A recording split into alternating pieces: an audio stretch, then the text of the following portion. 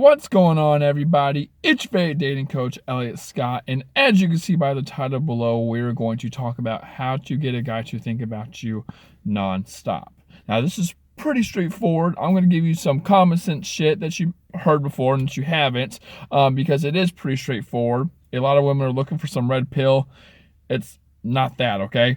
Now, if you haven't yet, please subscribe. Just click the red button below. I will love you forever and ever. And I will like you even a little bit more, right? Ahead of the rest of the ladies, I will like you a little bit more. You just click the bell notification that gives you my videos right when they put it out, right? Part of the notification squad. And if you haven't got a session with yours truly, link is down in the description. Okay, so here's the thing, ladies. Boom, boom, boom, boom, boom. Here's the thing. I can give you all that bullshit about, well, you got to do something sexually suggestive, which does work, right? Such as, send a pic, but don't show it all. I can say that. Or I can say, the most common thing that guys remember is smell, which again is true. I always remember a woman by her smell. For me to get over a woman, I guess this is a good answer right here. For me to get over a woman, or it's hard for me to get over one, when I'm laying there and my shit smells like, not my shit, but my bedding. My bedding smells like her. My clothes smell like her, and things like that. Makes it very, very hard to, don't ask me why she's wearing my clothes, just one of my oversized shirts.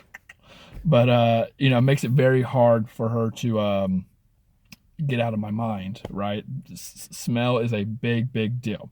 But here's the real answer. He has to like you, okay? And I'm going to get more depth with that, so chill out. Don't click off the camera. Here's the thing. He has to like you. If he likes you, he's going to think about you. There's a lot of reasons for that, but I want to jump into something which I call blueprint versus reality, whatever. I don't know what I'm going to call it. That's what I have in one of my guides, okay? And the whole theory behind that is that everyone has a blueprint, a way how they want their life to unfold, to work out, and things like that. And the more life goes that way, the happier you are. But then there's reality, which is, okay, my life isn't like that. And then that's where people stress, they get upset, they freak out, they go hysterical, so on and so forth. So an example of that would be, a guy breaks your heart. You're really mad and upset because, well, I thought things were going great, and in my mind, I want things to go great, but they're not. And the further reality is from the blueprints on how you want things to be, the more stressful it is. Now, with that being said, there's two things you need to do to get a guy to think about you nonstop. You have to fulfill the role of the blueprint. You have to make him think, okay, this girl is effing awesome. I can see this, okay? Even if he's not wanting a relationship, if he just likes the idea of you two hanging out, having fun, goofing around, laughing, he likes your company, the chemistry's great. Again, he just generally likes being around you. His blueprint is, okay, I like having her around. My life is better with her in it than without. Then he's going to think about you because he's going to want more of that. Then you got to create a little bit of stress. Now, when I say this, women, do not pull away suddenly. Do not be harsh about it. Don't be a cold bitch when you do it.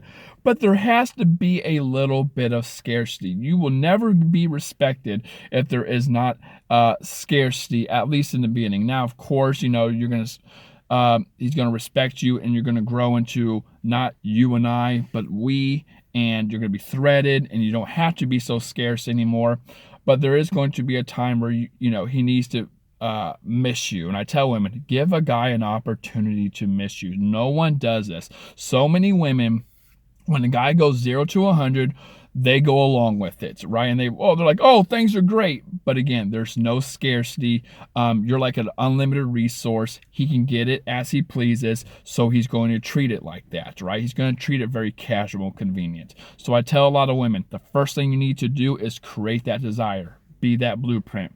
Then, throw a little bit of fear in there and make it seem like, okay, this can go away. Now, again, don't scare the guy. Don't do what I just said about, don't make it fearful.